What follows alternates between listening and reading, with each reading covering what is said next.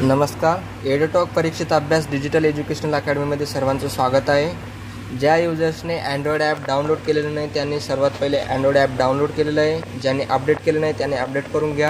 Apple युजर्सने iOS app download करण्यासाठी डिस्क्रिप्शनमध्ये दिलेल्या लिंकवरून डाउनलोड करू शकता किंवा वेब लॉग इन करून पण तुम्ही यूज करू शकता.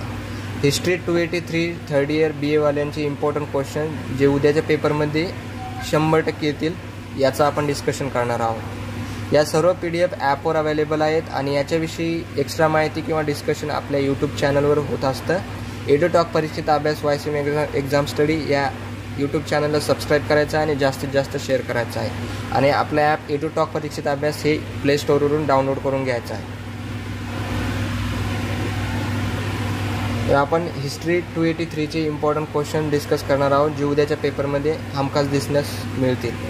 सार्क परिषदेची स्थापना सांगून त्यातील सदस्य देशाची माहिती लिहा. सार्क, युनेस्को, WHO, WTO या ज्या संघटना आहेत यांच्याविषयी माहिती आपल्याला लिहायची असते. आता सार्कवर क्वेश्चन आलेला आहे तर सार्कच तुम्ही करून जा. सार्कचं मुख्यालय नेपाळमध्ये काठमांडू. सो याच्याविषयी थोडी माहिती तुम्हाला माहिती असणे जरुरी आहे. त्यासाठी तुम्ही थोडीशी बुकची मदत घेऊ शकता आणि तुम्हाला जेवढं काही माहिती असतं टॉपिकविषयी त्याविषयी तुम्ही लिहू शकता. एकदम सिम्पल पॉईंट पण तुम्ही लिहू शकता पेपरमध्ये. सार्कचा फुल फॉर्म SAR हे पण आपण लिहू शकतो. SAR सो साऊथ एशियन काहीतरी मिनिंग असेल त्याविषयी तुम्ही लिहू शकता. भारतीय उपखंडाची वैशिष्ट्ये सांगा. भारतीय उपखंड म्हणजे इंडियन सबकॉन्टिनेंट ज्यामध्ये सर्व इंडिया, बांगलादेश, नेपाळ, श्रीलंका, पाकिस्तान, अफगाणिस्तान यांचा सर्व भाग येऊन जातो. सो हे भारतीय उपखंडाची आपल्याला माहिती लिहायची. नेपाळमध्ये स्वातंत्र्य चळवळ सुरू होण्याची कारणे सांगा. प्रत्येक देशाचा इतिहास असतो ज्यामध्ये स्वातंत्र्यासाठी जनता लढत असते आणि नेपाळचा स्पेसिफिकली स्वातंत्र्य चळवळ होण्याची कारणे याविषयी आपल्याला लिहायचं आहे. भूतानच्या राष्ट्रीय विधानसभेची कार्य सांगा. भूतान हा भारताचा शेजारी देश आहे ज्यामध्ये पॉप्युलेशनही खूप कमी आणि एरिया पण कमी असल्यामुळं राष्ट्रीय विधानसभेचे कार्य कसं होतं तिथं राजशाही आहे म्हणजे किंग असतो. सो त्याच्याविषयी तुम्हाला थोडी माहिती लिहायची आहे. वसाहतवादाचे दुष्परिणाम सांगा. वसाहतवाद म्हणजे कॉलोनायझेशन. जसं की कॉलोनायझेशनमध्ये आपण पाहू शकतो की इंग्रजांनी भारतामध्ये ईस्ट इंडिया कंपनीची स्थापना करून स्टार्टिंग केली. त्यानंतर त्यांनी इथं कॉलोनायझेशन वसाहतवाद सुरू केला. सर्व व्यापार आणि असं करत करत त्यांनी इंडियावर पूर्ण कब्जा करून घेतला. सो याचे दुष्परिणाम काय होतात याविषयी आपल्याला लिहायचे. श्रीलंकेच्या सांस्कृतिक इतिहासाविषयी थोडक्यात लिहा. श्रीलंकेचा इतिहास कारण हा पूर्ण भारतीय उपखंडाच्या विषयी माहिती विचारत आहेत त्यामुळं शेजारच्या देशांविषयी पण माहिती विचारली जाते.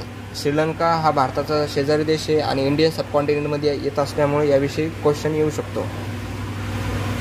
श्रीलंकेच्या सांस्कृतिक इतिहासाविषयी थोडक्यात माहिती लिहा. श्रीलंकेला खूप मोठा सांस्कृतिक इतिहास लाभलेला आहे. नॅचरल, कल्चरल सर्व काही. ब्रिटिश काळात भाषा आणि साहित्यात झालेले बदल स्पष्ट करा. ब्रिटिश काळात भारतामध्ये जे काही नवीन साहित्य आले, नवीन बुक्स, रायटर्स, इंग्लिश आणि भाषा, इम्पॉर्टंट तर भाषा आली इंग्लिश. नेपाळ व ब्रिटिश संघर्ष स्पष्ट करा. जसं ब्रिटिशांनी इंडियावर राज्य केलं तसं नेपाळांना पण त्रास दिला त्याविषयी माहिती लिहायची. पोर्तुगीज व श्रीलंका यांच्यातील व्यापारिक संबंध स्पष्ट करा. भारतामध्ये तसं पाहिलं तर सर्वात पहिले आलेले पोर्तुगीजच होते. तंबाखू घेऊन आले होते. तसंच आता इंडियामध्ये आले म्हटल्यावर त्यावेळेस इंडियन सबकॉन्टिनेंट सर्व एकत्र असल्यामुळं आपण जी इंडियाविषयी माहिती लिहू शकतो ते श्रीलंकेविषयी माहिती लिहू शकतो. बांगलादेशाची भौगोलिक वैशिष्ट्ये स्पष्ट करा. बांगलादेश भारताच्या पूर्वेला पडतो. भारताचाच एक पार्ट आहे. पूर्वीच्या काळी त्याला पूर्व पाकिस्तान म्हणून ओळखले जात होतं. भारताने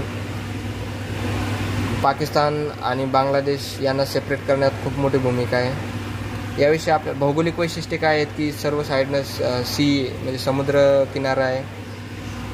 तिथे सी फूड जास्त खाल्ले जातात म्हणजे मासेमारी हे मेन बिझनेस आहे तिथले. याविषयी माहिती लिहू शकतो. आणि सुंदरबन जगातला सर्वात मोठा काय म्हणू शकतो त्याला आपण दलदलीचा भाग बांगलादेश आणि पश्चिम बंगालच्या बॉर्डरवर आहे. सार्क संघटनेच्या कार्याचे मूल्यमापन थोडक्यात लिहा. सार्क संघटनेवर हमखास क्वेश्चन येतो, याविषयी वाचून घ्या. सार्क संघटनेला येणाऱ्या अडचणी. मराठी सत्तेचा उदय व विकास थोडक्यात स्पष्ट करा. मराठी सत्ता कधीपासून स्टार्ट झाली होती? छत्रपती शिवाजी महाराजांच्या आधीपासून.